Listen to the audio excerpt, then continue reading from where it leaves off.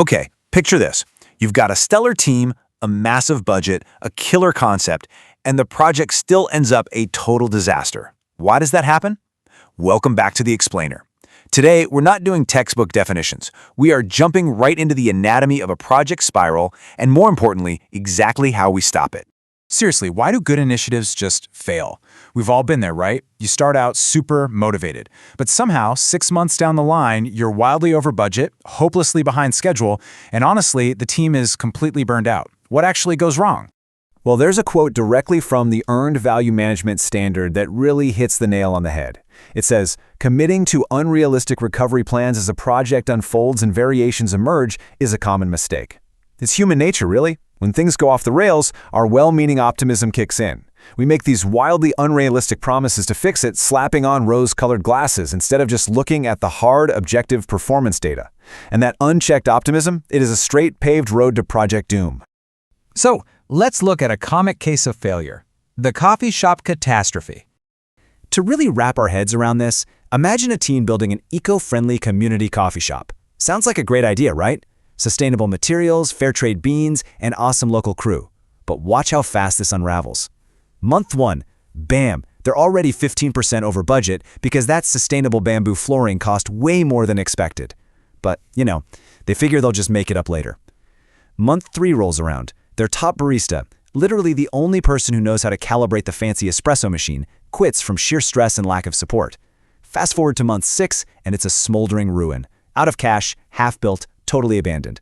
Without proper controls and a realistic grip on both financial performance and human capital, things spiral fast. Which brings us to decoding the frameworks and actually stopping that spiral. To stop this from happening, we've got to ditch the gut feelings and lean into structured frameworks. Think about the core guidelines of the project management body of knowledge. You've got your process groups mapped against knowledge areas: initiating, planning, executing, monitoring, controlling, closing, the whole shebang. For earned value management, or EVM, to actually do its job, it has to be used in concert with these processes. You can't just track costs in a vacuum. You have to integrate scope, schedule, and resource management. That interlocking web is exactly what forms your reliable performance measurement baseline. But listen, we have to look beyond just budget, scope, and schedule today. We need to talk about real business impact. We've got our core EVM metrics: planned value, earned value, and actual cost. But we need to pair those with the green project management, or GPM, competences. Specifically, things like sustainable procurement, talent acquisition and retention, and change management. Tracking your financial earned value pairs absolutely perfectly with managing these sustainable resources. Because, let's be real, if you aren't managing your talent or your sustainable supply chain, your actual costs are going to skyrocket anyway. Let's pull this back to our doomed coffee shop for a second.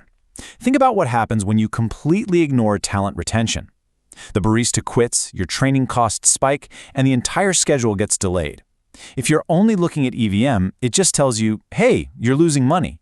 But if you combine EVM with proactive talent management, you're tracking retention right alongside actual cost. You spot the burnout early, you support the team, you keep your talent, and guess what? Your costs stay stable. Financial health and sustainable stewardship are literally two sides of the same coin. Okay, let's get into the color of variance: green, amber, and red thresholds explained. So how do we actually track this day-to-day without losing our minds? We need early warning systems. And the magic number to start with is usually 10%. As the EVM standard points out, an organization might establish an acceptable performance level, say a cost variance of plus or minus 10% from the earned value. That is your acceptable variance threshold. It basically means you expect some slight turbulence, and as long as you're within that 10% window, the project is cruising along just fine. To make this instantly click for the whole team and stakeholders, we color code these thresholds. It's super simple. Green represents that 0 to 10% safe zone, acceptable variance. Then you step out into amber, which hits that 10 to 15% variance range.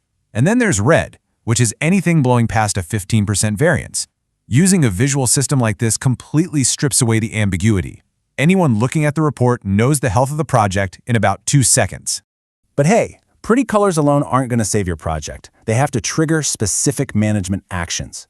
If you're in the green zone, you are safe. Just keep up the routine monitoring. If you hit amber, though, that's a warning. That's your cue to identify opportunities and start analyzing trends before things get worse. But if you hit red, Danger, no way around it. Hitting a red threshold mandates an immediate root cause analysis. You literally have to stop, find the exact source of the bleeding, and figure out corrective actions before you drain any more cash or burn out any more people. Which leads us to moving from concept to action and actually making it work. We've covered the frameworks and the thresholds, but how do we actually implement this to save a project like our tragically doomed coffee shop from spiraling? The source material lays out a continuous implementation cycle for your earned value management system. First, determine relevance. Basically, tailor the metrics to what your specific organization actually needs. Second, gather evidence. Collect hard, objective data on performance. Third, implement action based on whatever that evidence is screaming at you. And fourth, adapt to the EVMS itself. Improve your system as the project environment shifts. Because remember, this is a continuous loop. Gathering evidence feeds straight into implementing action through change management, which then feeds right back into adapting the system, which loops back to determining relevance all over again. It brilliantly highlights that project management is absolutely not a set-it-and-forget-it crockpot recipe. It demands continuous learning and highly active, eyes-on-the-prize management. So bringing it all together, what is the core takeaway here? You absolutely must integrate your scope, your budget, and your actual costs with sustainable stewardship. I mean, tracking a schedule variance is completely useless if your entire team is actively walking out the door. EVM gives you the early warning radar, those vital green, amber, and red thresholds. And the GPM standards? They ensure that the vehicle you're driving stays structurally sound, ethical, and ecologically responsible in the first place. Which leaves us with one final, pretty important question to ponder. Is your next project actually building a better future? Or is it just going to end up as another colorful variance report shoved in a drawer somewhere? By applying these frameworks together, you actually have the power to stop the spiral before it even starts. Use the data, protect your resources, and lead with intention. Thanks for hanging out with me for this explainer, and I'll catch you next time.